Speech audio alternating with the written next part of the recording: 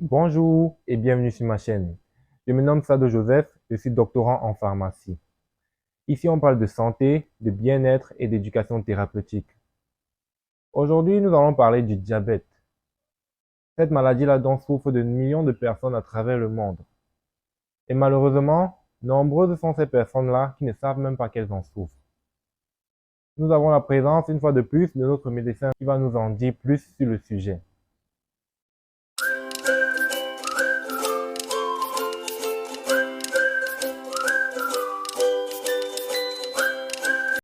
Salut, salut, je suis le docteur Méto, néphrologue, spécialiste des maladies du rein. Aujourd'hui, nous allons vous entretenir sur une maladie grave qui est la première cause d'insuffisance rénale chronique dans le monde et au Cameroun. C'est un sujet qui est assez dense dont on ne pourra pas parler en une seule vidéo. On va faire deux vidéos. La première vidéo aujourd'hui sera celle au cours de laquelle on parlera des manifestations, de comment ça se comporte dans l'organisme et des complications, c'est très important. Et ensuite, nous ferons une autre vidéo où on parlera d'autres aspects de la maladie. La maladie en question, c'est le diabète. C'est une maladie qui se manifeste par des symptômes que beaucoup connaissent, mais que beaucoup ne connaissent pas également. Parce qu'en fait, les études ont montré que 50% des personnes qui ont le diabète ne sont même pas au courant qu'elles ont le diabète. Et ça, c'est grave, parce qu'elles ne font donc pas attention et ne sont pas suivies. C'est pour ça qu'on insiste et qu'on sensibilise sur les dépistages systématiques. Au moins une fois par an, on conseille de se faire dépister. Une fois par an. Normalement, c'est pas un dépistage qui coûte cher. 500 francs CFA, c'est le coût des dépistages pour les glycémies dans tous les hôpitaux. Et il faut dire qu'au cours de la journée mondiale du diabète, il y a des sensibilisations, il y a des campagnes partout et les dépistages sont généralement gratuits. Donc, essayons de nous dépister au moins une fois par an. Alors, revenons sur la pathologie, le diabète.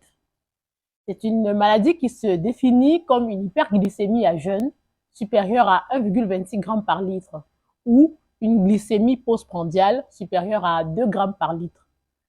Alors, c'est une maladie qui se caractérise par des symptômes tels que la fatigue importante, le patient a très faim, il mange tout le temps, il pisse beaucoup et donc, conséquence, il a très soif. Donc, il a soif, il pisse beaucoup, il mange beaucoup, il est fatigué et il perd du poids.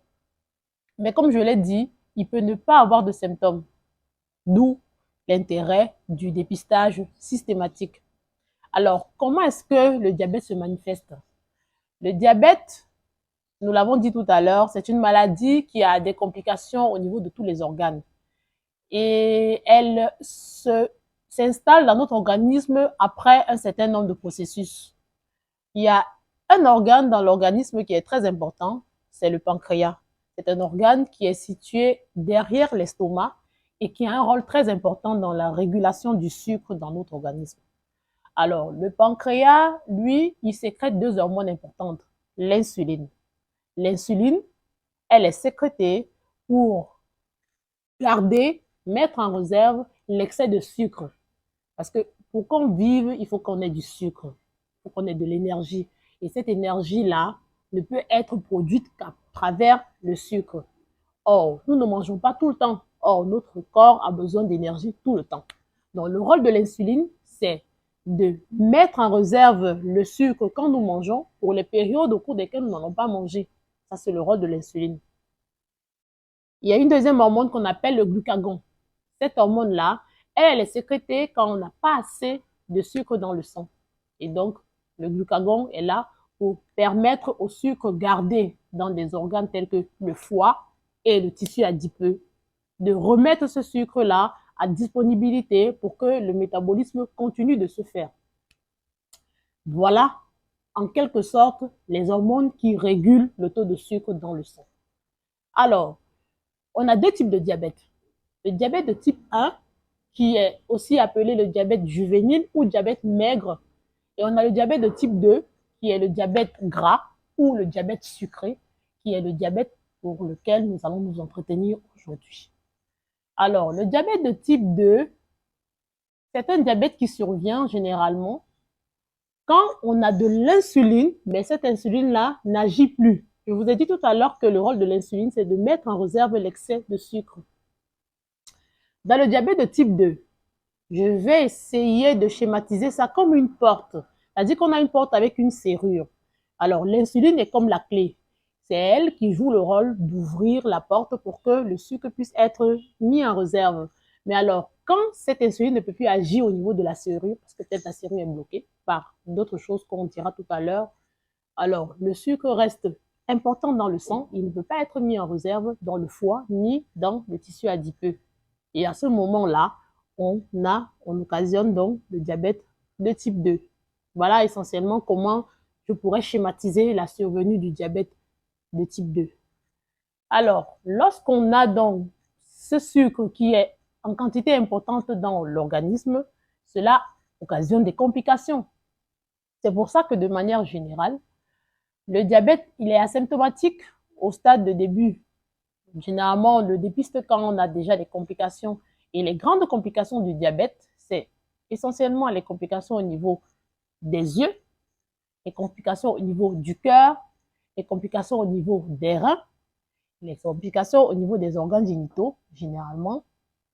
Alors, on va parler des complications du diabète. Schématiquement, quand le taux de sucre est important dans le sang, il entraîne des dépôts au niveau des vaisseaux. C'est-à-dire les vaisseaux sanguins, c'est les artères, c'est les veines. Et c'est ces artères-là qui nourrissent les organes. C'est-à-dire qu'on ne peut pas vivre si on n'a pas de nutriments. Et ces nutriments-là sont apportés par le sang qui est conduit dans les artères.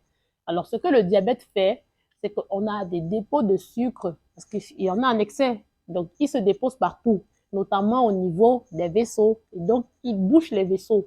Conséquence, on a ces organes-là qui ne sont plus assez vascularisés. Donc, au niveau des yeux, on va avoir un flou visuel. Au niveau du cœur, on va avoir une pression cardiaque qui devient importante parce que les vaisseaux du cœur sont bouchés. Au niveau du rein également, le rein qui est l'organe qui filtre tout le sang de l'organisme. Alors, si les vaisseaux qui apportent le sang au niveau du rein sont bouchés, conséquence, le rein il ne filtre plus bien. Donc, on va observer des urines qui deviennent pâles. On va observer des urines qui moussent parce qu'elles contiennent des protéines. Les protéines ne doivent pas normalement se retrouver dans les urines. Mais chez le diabétique, parce qu'on a le sang qui n'est pas assez filtré et on a une destruction des vaisseaux sanguins, on va voir apparaître des protéines dans les urines. Également, j'ai parlé des complications au niveau des organes génitaux. Chez les hommes, l'érection ne survient que parce qu'il y a un afflux de sang au niveau des corps caverneux. Les corps caverneux, c'est des tissus qu'on a au niveau du sexe masculin. Et donc, quand les vaisseaux sont bouchés, il n'y aura plus d'afflux sanguin et donc les érections ne seront plus considérables. Voilà les grandes complications du diabète qu'on peut citer. C'est tout pour cette vidéo. J'espère vous avoir édifié. Nous ferons une seconde vidéo sur la prévention et le traitement du diabète. Si vous êtes nouveau sur la page, n'hésitez pas à liker, à partager, à faire des commentaires. Si vous avez des questions, vous poserez des questions et vous aurez des réponses. Merci et à la semaine prochaine.